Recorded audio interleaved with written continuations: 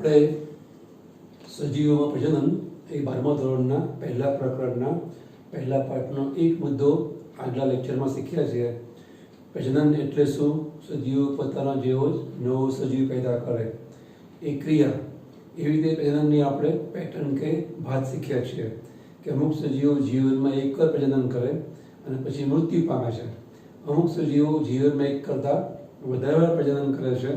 એની અંદર આપણે બે પેટા પ્રકાર સમજાવેલા કે અમુક સજીવો દર વર્ષે એક પ્રજનન કરે, નોન પ્રાઇમેટ સસ્તન, અને અમુક સજીવો એ જીવનમાં દર વર્ષે પ્રજનન કરે, જેમ કે પ્રાઇમેટ સસ્તન. એમાં માનવી નોન પ્રાઇમેટની અંદર આપણે કૂતરા, બિલાડી, આપણી આસપાસ જોવા મળતા સસ્તન પ્રાણીઓ ગણાવી શકીએ. ગયા વખતે આપણે આટલી વાતો કરી હતી. એના પછી આપણે એવું સમજાતા કે હવે નેક્સ્ટ લેક્ચરમાં આપણે આ પાઠના જે પ્રજનનની અંદર આપણને મુખ્ય 3 પ્રકાર આપવા જવાના છે: વાનસ્પતિક પ્રજનન, અલિંગી પ્રજનન અને લિંગી પ્રજનન. તો એ પૈકી આજે આપણે જોઈ રહ્યા છીએ વાનસ્પતિક પ્રજનન. એનો મતલબ વનસ્પતિના અંગો દ્વારા, વાનસ્પતિક અંગો દ્વારા, જેમાં 3 અંગોનો સમાવેશ થાય: મૂળ, પ્રકાંડ અને પર્ણ. એના દ્વારા જો પ્રજનન થાય એટલે કે મૂળ, પ્રકાંડ, પર્ણ, જેની પ્રકૃતિ નવી વનસ્પતિ ઉત્પન્ન કરવાની નથી, પણ કોઈ વખત અમુક વનસ્પતિમાં મૂળ, અમુકમાં પ્રકાંડ, અમુકમાં પર્ણ એ જો નવી સંતતિ ઉત્પન્ન કરે તો એ વાનસ્પતિક અંગ એવા મૂળ કે પ્રકાંડ કે પર્ણ દ્વારા થયેલું વાનસ્પતિક પ્રજનન કહેવાય. તો આજે આપણે એ વાનસ્પતિક પ્રજનનની વાત શીખીએ છીએ. એવું થવાનું કારણ આપણે સમજાવ્યું અગાઉ કે જ્યારે વનસ્પતિમાં લિંગી પ્રજનનથી સંતતિ નિયમન થઈ શકે તેમ ના હોય, એના માટે સક્ષમ ન હોય અથવા પૂરતી સક્ષમ ના હોય, એ વખતે પોતાના વાનસ્પતિક અંગો દ્વારા પણ નવી સંતતિ ઉત્પન્ન કરવા વનસ્પતિ પ્રયત્ન કરી અને પોતાનું જીવ સાતત્ય ટકાવી રાખવા માટે પ્રયત્ન કરશે. તેવી વાનસ્પતિક પ્રજનન છે એની મુખ્ય 2 રીતો છે. એક રીત છે એને કહેવાય નેચરલ વેજીટેટિવ પ્રોપેગેશન. એ ગુજરાતીમાં વાનસ્પતિક પ્રજનનને આપણે અહીંયા પ્રસર્જન પણ કહી શકીએ છીએ. અને જે વાનસ્પતિક અંગો દ્વારા પ્રસર્જન થાય એને પ્રસર્જકો પણ કહેવાય. એટલે વાનસ્પતિક પ્રજનનને આપણે પ્રસર્જન પણ કહી શકીએ છીએ. અને મૂળ પ્રકાંડ પણ જે આવું કામ કરે તો એ વખતે એને પ્રસર્જકો પણ કહેવાય. એ 2 રીતે થઈ શકે.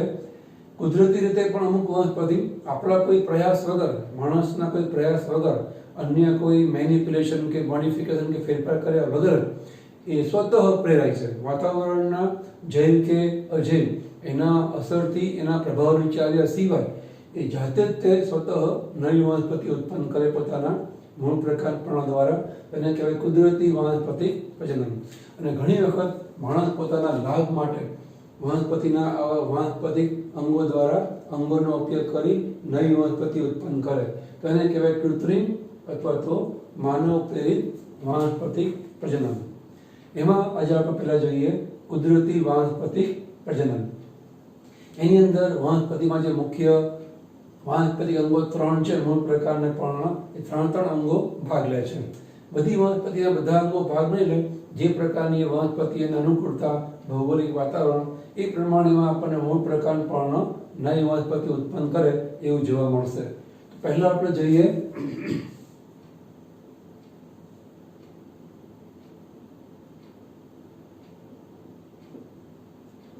મૂળ દ્વારા કેવી રીતે વાનસ્પતિક અંગ એ પ્રજનન છે એ કરે છે. તો એની અંદર આપણને એવું જોવા મળશે કે એક વનસ્પતિ છે સક્કરિયું.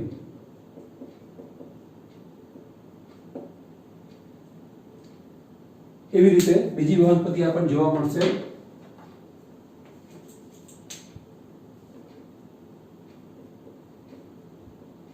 ડહલિયા. ત્રીજી વનસ્પતિ આપણને જોવા મળશે યામ. તો આ પ્રકારની વનસ્પતિઓ છે એ વનસ્પતિના મૂળ એવા છે જેમ તમે કોઈ વનસ્પતિની ડાળી કાપીને રોપો અને એ નવી વનસ્પતિમાં નિર્માણ પામે, એવી રીતે આ વનસ્પતિ એવી છે કે જેના મૂળને રોપવાથી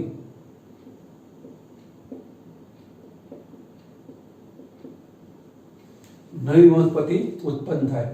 એની સામે અમુક વનસ્પતિ એવી છે કે જેની અંદર મૂળને રોપવાની જરૂર નહીં પડે, પણ મૂળ પડી પડી નવી વનસ્પતિ ઉત્પન્ન કરે.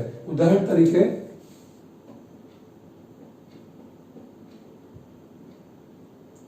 સક્કરિયું, એ સિવાય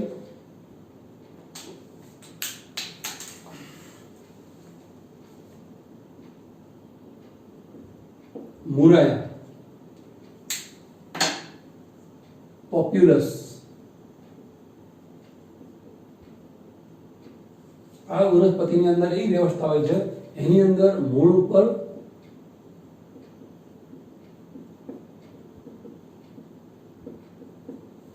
અસ્થાનિક કલિકા છે ઉત્પન્ન થાય છે. આપણને ખબર છે જે સક્કરિયું છે, સક્કરિયાની ઉપર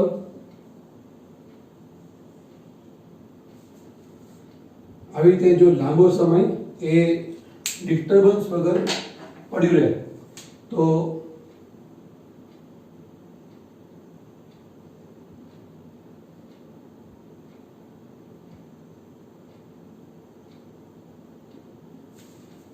એ ઉગી નીકળે છે. અચ્છા લીલાશ પડતા પીળા રંગની આવી કળીઓ એની ઉપરથી ફૂટી નીકળે છે, તો એને આપણે કહીએ છીએ અસ્થાનિક કલિકા.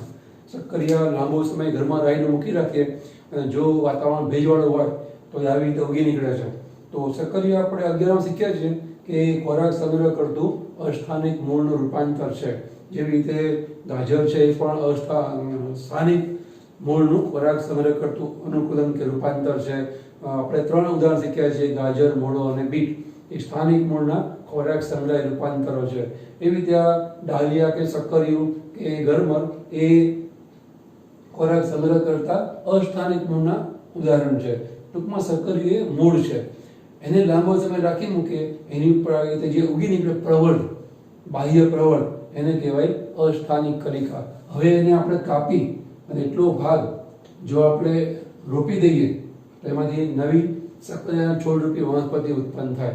એકચ્યુઅલી આ તો મૂળ છે અને એમાંથી આ કલિકા દ્વારા નવી વનસ્પતિ ઉત્પન્ન થાય તો એને કહેવાય મૂળ દ્વારા થયેલું વાનસ્પતિક પ્રજનન. એને આપણે અસ્થાનિક કલિકા કેમ નામ આપીએ છીએ? કારણ કે સ્થાનિક કલિકા પણ હોય.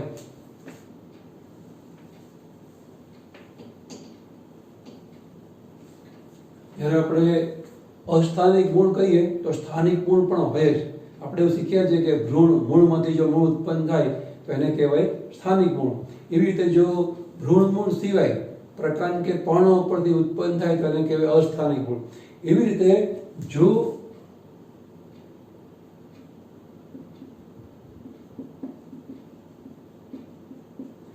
કલિકા એના સ્થાનમાંથી ઉત્પન્ન થાય, એના નિયત નક્કી સ્થાનમાંથી, તો એને કહેવાય સ્થાનિક કલિકા. સ્થાનિક કલિકા હંમેશા પ્રકાંડ ઉપરથી ઉત્પન્ન થાય અને પ્રકાંડમાં 2 રીતે ઉત્પન્ન થાય. એક તો પ્રકાંડની ટોચ ઉપર પ્રકાંડાગ્ર પણ કહેવાય, પ્રકાંડનો ટોચનો ભાગ, અગ્ર ભાગ પ્રકાંડાગ્ર, અથવા એને આપણે પ્રરોહાગ્ર તરીકે પણ ઓળખી શકીએ છીએ. તો એની ઉપર જે ટોચ ઉપર ઉત્પન્ન થાય એને કહેવાય અગ્રીય અથવા તો અગ્રસ્થ કલિકા. અને જો પ્રકાંડના કક્ષમાં ઉત્પન્ન થાય, કક્ષ એટલે પ્રકાંડ અને એની ગાંઠ ઉપરથી ઉત્પન્ન થયેલા પર્ણ વચ્ચેનો ઉર્ધ્વગામી ખૂણો, એને આપણે કહીએ છીએ કક્ષ. અને કક્ષમાં જે કલિકા ઉત્પન્ન થાય એને કહેવાય કક્ષ કલિકા. તો એ પણ પ્રકારનો જ ભાગ છે, ગાંઠ ઉપરથી ઉત્પન્ન થાય એટલે, તો એને કહેવાય કક્ષસ્થ કલિકા.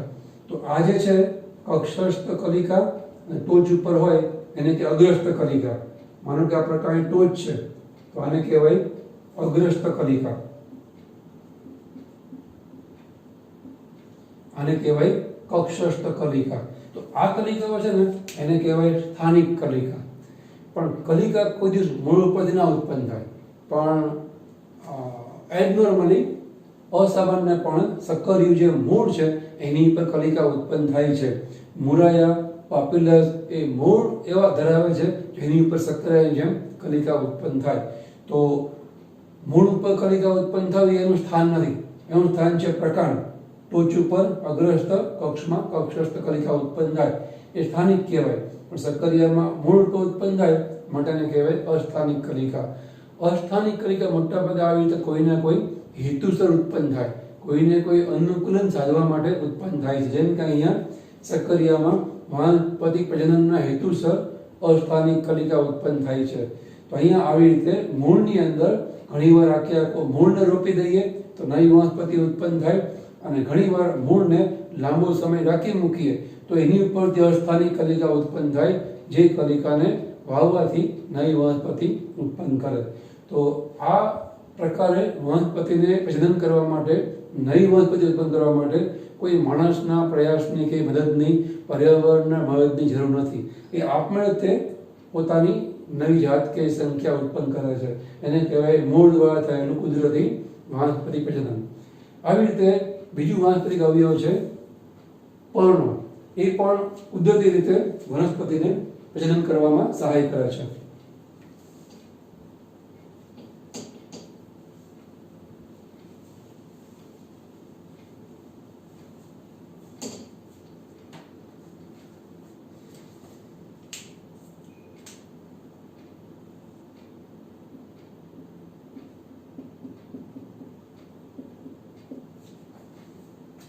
અમુક વનસ્પતિમાં, બધાયમાં નહીં, અમુક વનસ્પતિમાં પર્ણોની અંદર એવી ક્ષમતા હોય કે એ પર્ણોને પણ તમે વાવો ને તો ઉગે. સાધારણ રીતે આપણે આસપાસ જોવા મળે એ લીમડો, પીપળો, આસોપાલવ, એ વનસ્પતિ એવી નથી. એના પાનને તમે તોડી કાપી અને જમીનમાં રોપો અને તમે ઉગાવવા પ્રયત્ન કરો તો એમાંથી નવી લીમડો કે આસોપાલવ કે વનસ્પતિ ઉગે. તો અમુક વનસ્પતિના પર્ણોમાં એવી ક્ષમતા હોય છે કે જેને લઈ એ પર્ણો પણ કુદરતી રીતે ક્યાંક પડે કે તમે એને તોડીને ઉગાડો તો એમાંથી નવી વનસ્પતિ છે એ ઉગી નીકળે. એની અંદર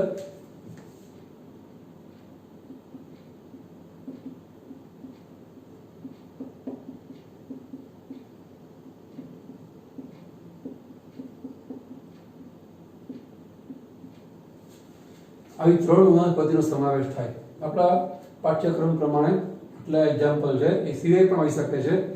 પાનફૂટી, કેરેન્ચો અને બેગોનિયા. આ વનસ્પતિ એવી છે કે જેની અંદર પર્ણમાં એક ક્ષમતા હોય કે નવી વનસ્પતિ ઉત્પન્ન કરે. તેનું કારણ શું?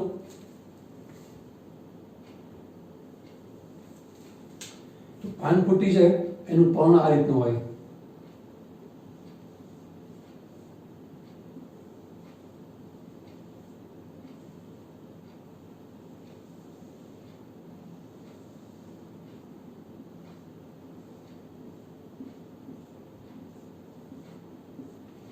એની જે પર્ણોની કિનારી છે એ પર્ણોની કિનારી ખાંચવાળી હોય, અને દરેક ખાંચની અંદર સુસુપ્ત રીતે ગોઠવાયેલી કલિકા હોય.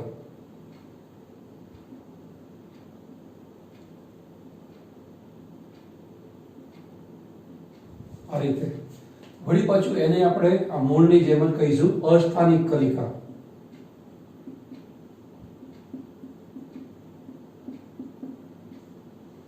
જ્યાં સુધી આ પર્ણો માતૃવનસ્પતિ જોડે સંપર્કમાં છે ત્યાં સુધી એમાંથી કંઈ નવો છોડ ઉત્પન્ન નહીં થાય, કંઈ પ્રક્રિયા નહીં થાય. પણ જેવું આ પર્ણ તૂટે, જનરલી આવી વનસ્પતિના પર્ણો છે એ માસલ હોય છે. એ બધી વનસ્પતિઓ માસલ પર્ણી વનસ્પતિ ધરાવે છે. એટલે એના પર્ણો ટૂંકમાં થોડા જાડા હોય. માસલ એટલે કે દળદાર એટલે કે જાડા.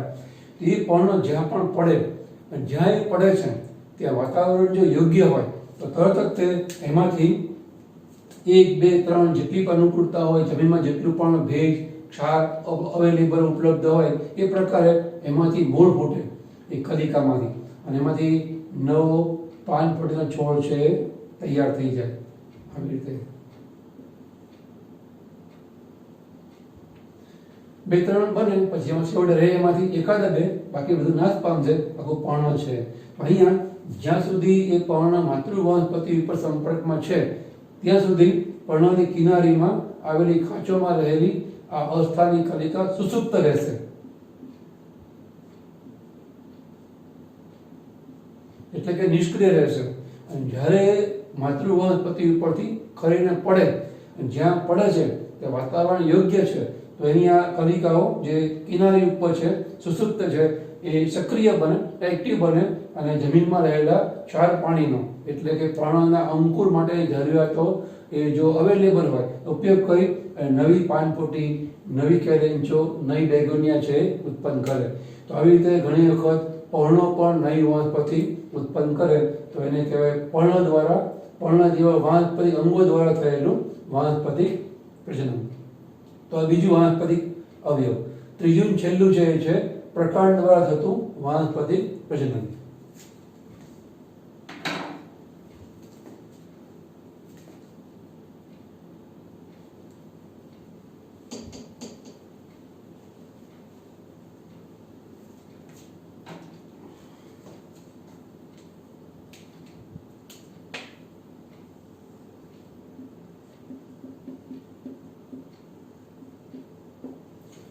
સામાન્ય આપણે કીધું એમ પ્રકાંડનું કામ છે એ પ્રજનનનું એટલે કે નવી વનસ્પતિ ઉત્પન્ન કરવાનું નથી, પણ ઘણીવાર જરૂર પડે વનસ્પતિનું પ્રકાંડ પણ નવી વનસ્પતિ ઉત્પન્ન કરે છે. એની અંદર સૌથી પહેલા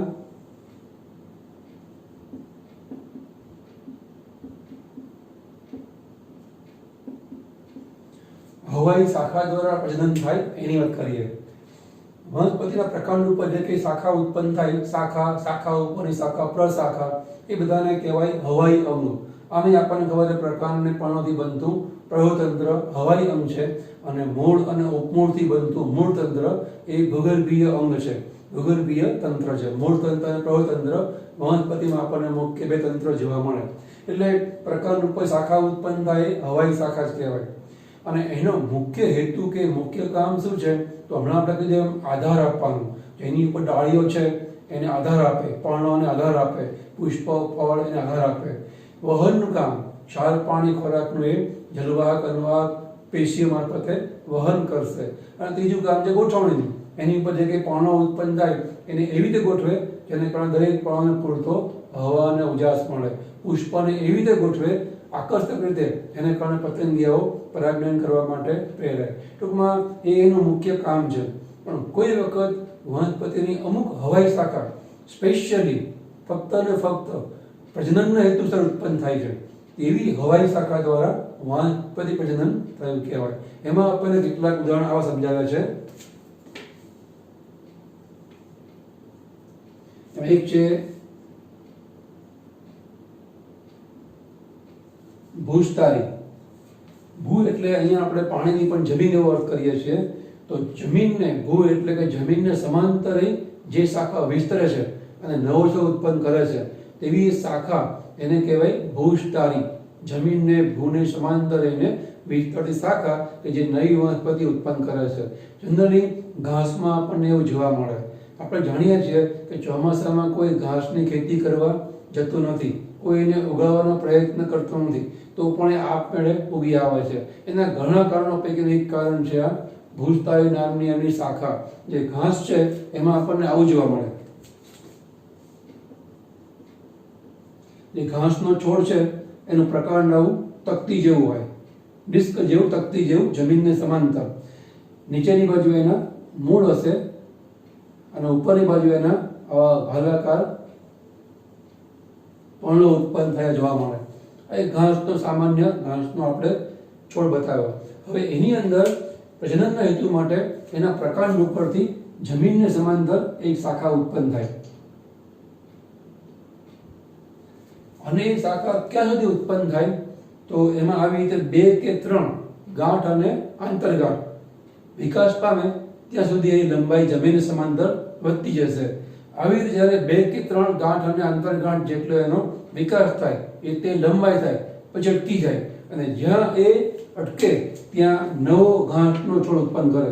ત્યાં નવું વળી પાછું તકતીમય પ્રકાંડ બને, નીચેની બાજુએ મૂળ બનશે અને ઉપરની બાજુ આવી રીતે ભાલાકાર પર્ણો બનશે. આવી રીતે નવો ઘાસનો છોડ બનશે. એવું ફક્ત એક જ તરફ નહીં, લેફ્ટ સાઈડ, રાઈટ સાઈડ, પાછળની બાજુ, બેક સાઈડ, ફ્રન્ટ સાઈડ, આગળની બાજુ, ચારે તરફ એ પોતાની આ વિશિષ્ટ શાખા મારફતે નવા છોડ બનાવે. આ છોડ એ જ પ્રક્રિયા રિપીટ કરે, એ પણ નવી શાખા મારફતે આ તરફ નવો છોડ ઉત્પન્ન કરશે. આ રીતે ચારે બાજુએ ઘાસ છે ફેલાય. તો આ શાખા એ જમીનને સમાંતર રહી અને નવો છોડ ઉત્પન્ન કરે છે તો એને કહેવાય ભૂસ્ટારી. ઘાસ જેવી વનસ્પતિમાં સમાંતર જમીનને સમાંતર રહી અને વિકસતી શાખા એને કહેવાય ભૂસ્ટારી. એવી રીતે બીજી એક શાખા છે એને કહેવાય ભૂસ્ટારિકા. જે જલજ વનસ્પતિ છે એમાં ભૂસ્ટારિકા જોવા મળે.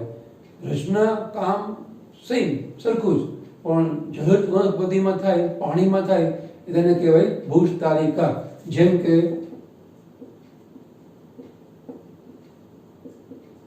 જળ શૃંખલા અને જળકુંભી. આ વનસ્પતિ એવી છે કે જે પાણી હોય એ પાણીને સમાંતર શાખા ઉત્પન્ન કરે. જેમ ઘાસમાં ભૂસ્ટારી જમીનને સમાંતર વિકસતી શાખા છે, એવી જ રીતે માનો કે આ જળ શૃંખલાનો છોડ છે, આ એનું મૂળ છે, તો અહીંયા પાણીને સમાંતર એક શાખા છે ઉત્પન્ન થાય. પાણીની સપાટીને સમાંતર એક શાખા ઉત્પન્ન થાય અને શાખામાં પણ અગાઉ બતાવી એમ આવી રીતે 2 કે 3 ગાંઠ અને આંતરગાંઠ જેટલો વિકાસ થાય, પછી અટકી જાય અને જ્યાં અટકે ત્યાં વળી પાછો નવો જળ શૃંખલા છોડ છે ઉત્પન્ન કરે. તો આ જે શાખા છે એ પાણીની સપાટીને સમાંતર શાખા છે, તો એને કહેવાય ભૂસ્ટારિકા. તો આવી રીતે અમુક વનસ્પતિ જલદ છે એમાં ભૂસ્ટારિકા દ્વારા જે વનસ્પતિ ઘાસ જેવી એની અંદર દુર્વા, બ્રાહ્મી અને અબૂટી એ પ્રકારના ઘાસનો સમાવેશ થાય. આપણે પેલું હેર ઓઇલનું નામ જાણે છે બ્રાહ્મી, આમલા, કેસ્ટેલ, એમાં બ્રાહ્મી નામના ઘાસનો અર્ક આવે. તો ટૂંકમાં એ ઘાસ ભૂસ્ટારી દ્વારા સ્થળજ છે એટલે જળકુંભી, જળ શૃંખલા જેવી વનસ્પતિ ભૂસ્ટારિકા દ્વારા જલદ છે એટલે વનસ્પતિ પ્રજનન કરશે. એ સિવાય ત્રીજી એક હવાઈ શાખા છે એ છે અધોભૂસ્ટારી.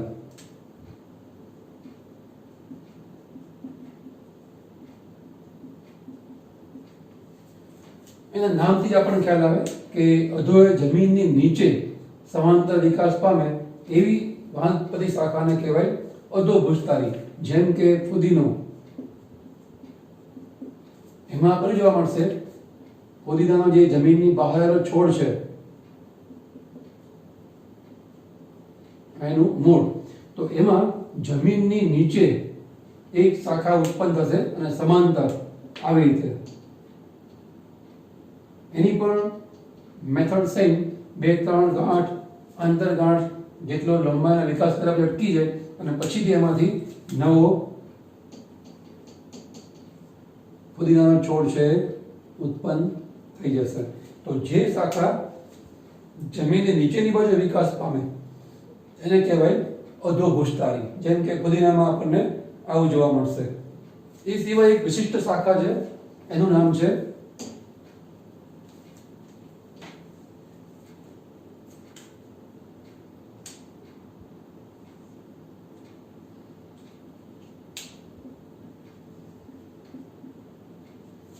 વીરો. આપણને હંસરાજમાં આવું જોવા મળશે, સ્ટ્રોબેરીમાં આવું જોવા મળશે. એની અંદર જે હંસરાજનો છોડ છે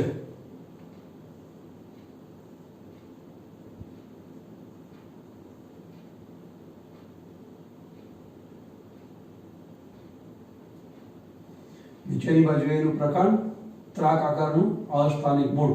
તેમાં એક શાખા પર્ણવિહીન ઉત્પન્ન થાય. જમીનથી વિરુદ્ધ દિશામાં થોડોક સમય એ શાખા વિકાસ પામે. એની પર પર્ણ ઉત્પન્ન નહીં થાય કારણ કે એનો મુખ્ય હેતુ છે પ્રજનનનો. પ્રકાશ સંશ્લેષણનો હેતુ નથી, એનો ખોરાક બનાવવાનો હેતુ નથી. પ્રજનનના હેતુ માટે એ પર્ણવિહીન શાખા ઉત્પન્ન થાય છે. થોડોક સમય જમીનથી વિરુદ્ધ વિકાસ પામે અને થોડા સમય પછી જમીન તરફ વિકાસ પામે. જ્યાં જમીન અડે ત્યાં નવી હંસરાજ છે એનો છોડ આવી રીતે ઉત્પન્ન થશે. આવી રીતે તો આ જે શાખા છે એને કહેવાય વીરો. તો હંસરાજ, સ્ટ્રોબેરી વનસ્પતિમાં આવી રીતે ભૂસ્ટારી જેમ હવાઈ શાખા, પરંતુ એ શાખા છે એ જમીનને સમાંતર નહીં જમીનથી વિરુદ્ધ અને પછી જમીન તરફ વિકાસ પામે એને આપણે કહીએ છીએ વીરો. તો આવી રીતે કેટલીક હવાઈ શાખા દ્વારા અમુક વનસ્પતિ નવી વનસ્પતિ છે એ ઉત્પન્ન કરે. એ સિવાય અમુક વનસ્પતિ છે એમાં આપણને એવું જોવા મળશે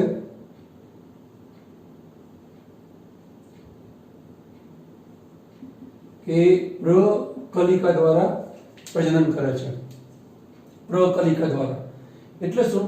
તો આપણે હમણાં 11 શીખ્યા હતા, આગલા લેક્ચરમાં જોયું હતું કે જે કક્ષમાં ઉત્પન્ન થાય એને કહેવાય કક્ષ કલિકા અને જે ટોચ ઉપર ઉત્પન્ન થાય એને કહેવાય અગ્ર કલિકા. એ સ્થાનિક કલિકા કહેવાય. તો એવી જે સ્થાનિક કલિકાઓ છે એ સ્થાનિક કલિકાઓ એ ખોરાક સંગ્રહ કરે.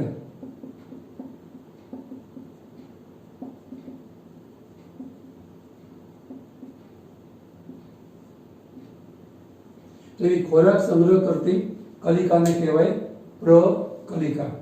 જેમ કે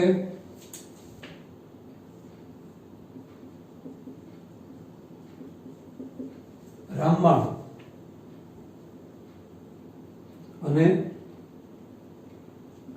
કનક, એની અંદર આપણને આવી પ્રકલિકાઓ જોવા મળશે.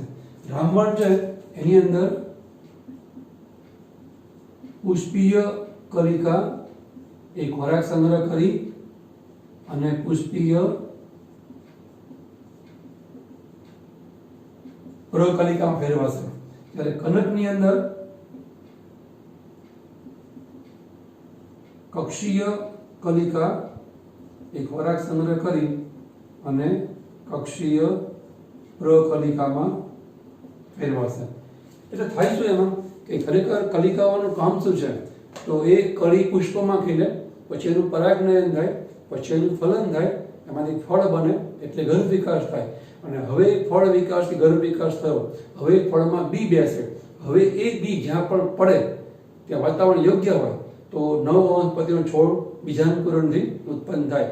એના બદલે અહીંયા એ પુષ્પની કળી એ પુષ્પમાં ફેરવવાને બદલે ખોરાક સંગ્રહ કરી દળદાર માસર થઈ જાય અને એ જ્યાં ખરીને પડે ત્યાં નવી વનસ્પતિ રામબાણ છે ઉત્પન્ન કરે. એટલે આ વનસ્પતિનો નવી વનસ્પતિ ઉત્પન્ન કરવાનો એટલે કે પ્રજનનનો શોર્ટકટ કહેવાય. કારણ કે એમાં પેલા 4 સ્ટેપ કટ થઈ ગયા. પરાગનયન, પુષ્પની કળી જે પુષ્પમાં ખીલે તો એને પરાગનયન, ફલન, ગર્ભ વિકાસ અને બીજાંકુરણ દ્વારા નવી વનસ્પતિ ઉત્પન્ન કરવાની થાય. એના બદલે હવે કલિકા ખોરાક સંગ્રહ કરી અને પ્રકલિકામાં ફેરવાય એટલે 4 સ્ટેપ કપાઈ ગયા. હવે પ્રકલિકાને પરાગનયન, ફલનને ગર્ભ વિકાસને બીજાંકુરણ કરવાની જરૂર ના રહી. એ સીધી જ તે પ્રકલિકા જ્યાં પડે એ બીજની જેમ વર્તે અને અંકુરણથી નવી વનસ્પતિ ઉત્પન્ન થાય. એવું એવું આપણને કનકમાં જોવા મળશે. તો અમુક વનસ્પતિમાં આવી રીતે પ્રકલિકાઓ દ્વારા પણ પ્રજનન થાય. એ સિવાય મિત્રો હજુ પણ 3-4 રચનાઓ છે જેના દ્વારા પ્રકરણ દ્વારા વાનસ્પતિ પ્રજનન છે કરે છે. તો અહીંયા આપણે તો રાખીએ. આના પછીના આપણા પહેલા પાઠના 3 લેક્ચરમાં આપણે આગળ આ થોડી રીતો અને પછી કૃત્રિમ જે માનવ પ્રેરિત વાનસ્પતિ પ્રજનન છે એની વાતો આપણે કરશું.